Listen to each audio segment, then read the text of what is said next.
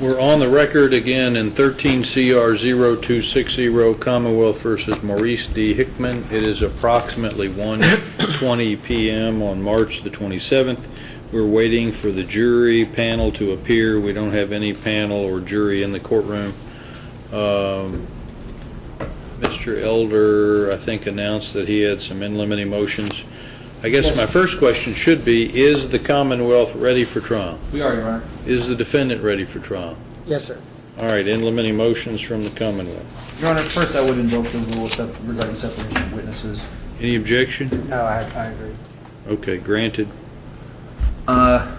Secondly, just as a housekeeping matter, this is going to be a relatively quick trial, at least from the Commonwealth's perspective. I had hoped that I would get my proof finished today, but I can tell you all I do have one witness, and he's not somebody I can dispense with, Detective Tony James, who can't be here until tomorrow morning.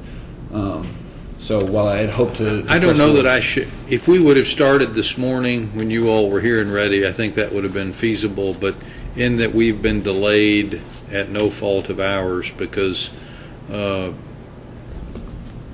jury pool said we couldn't have a panel until 1:15. I just don't think it's likely we'll get to proof today. So if we get a jury picked, I'll be happy by the end of the afternoon. That's great.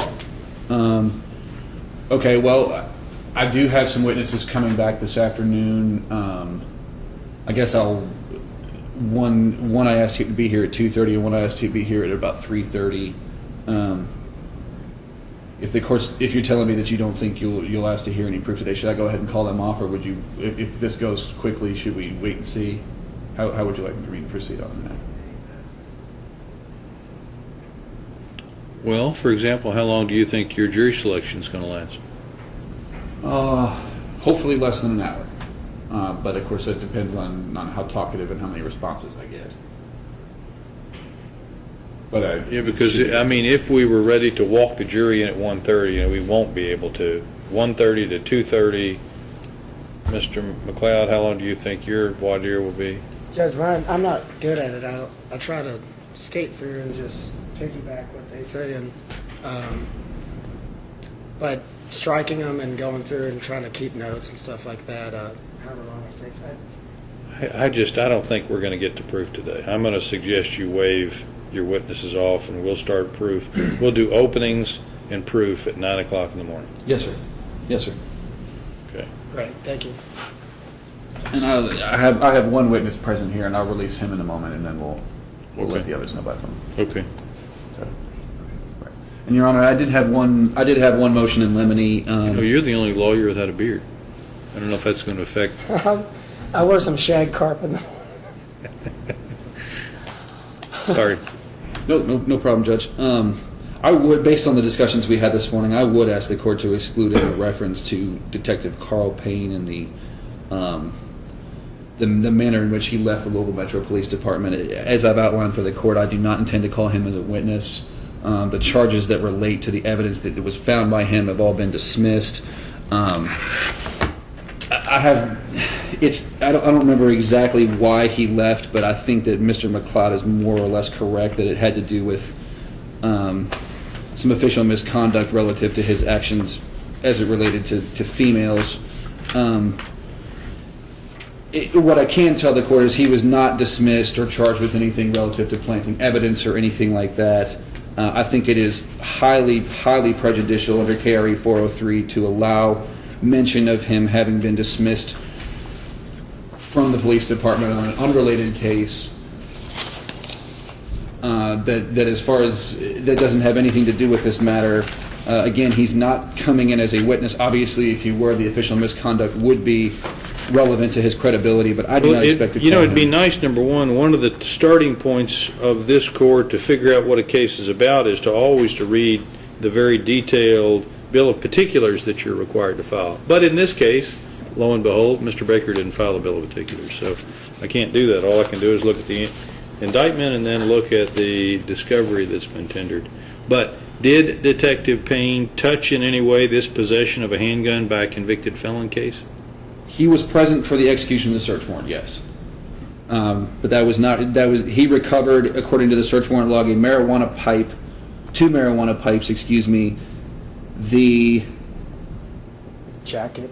a jacket containing some EBT cards out of the master bedroom, and I think that jacket also had a what has been labeled here as a court card, none of which I intend to offer into evidence, none of which pertains to Mr. Hickman's status as a felon. Does the defense anticipate eliciting any testimony about Detective Payne's involvement in this case? I agree with Mr. Elder that right now, I think it'd be more prejudicial, and he doesn't play a role in what charges are left. But depending on how it goes, I'll approach, and I won't throw, a slide ball in there without approaching and us being able to discuss it. All right, for purposes of an in limine ruling, then I'm going to grant the Commonwealth's in limine ruling that there'll be no testimony or reference to Detective Carl Payne, and if the defense believes that there's some reason to do that, then we'll approach and discuss your anticipated testimony outside the hearing of the jury. And that's fine. I won't ring the bell on them, Judge. Okay. Thank you. Pleasure. You're welcome. Any other in limine motions? I do not have any more. Mr. McLeod? No, Your Honor.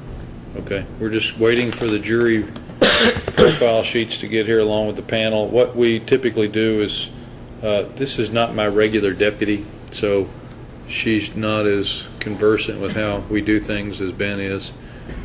She was sent to get a jury panel, 45. When she walks in, she should have the jury profile sheets with her. I'll bet that's her right now. She will give you those. She has somebody in custody with her. That's right. You're going to let the lawyers have a copy of the jury profile sheets? I just want to give you this Thank you. and yours. You get one of these two, right? Or do you get the one? You get the one right with that. That's it, the master sheet on it. Thank you. And then the clerk will prepare a seating chart for the jury panel, so that buys you guys about 10 or 15 minutes to look at the jury profile sheets. And Christina gets those. Yeah, I get one. No, I've got one here. Yeah, I've got one. If he'd like one. A seating chart. Yeah, no, Please. the profile sheet. Yes. If you wouldn't mind. Okay, thank you. See each person. And then you'll give those to This is Christina? number 1646405. Now, let me ask one question before I go off the record.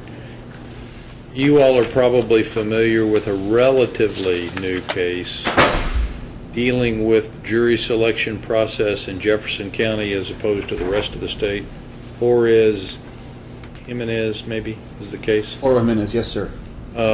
It discusses the two different methods. The Jefferson County method, where we put the entire panel of 45 in the gallery and you ask questions of the group, versus the administrative procedures method, where you put 12 jurors in a box, you ask them questions with the rest of the group out in the gallery, and if we strike somebody from the box, we fill them in with somebody from the gallery. Do you all have a vote as to which method we should utilize? I much prefer the Jefferson County way. I think it's far more effective. I do too. Okay, that's three of us, good. All right, I'm going to go off the record until we get the Right. seating Thank you. chart ready.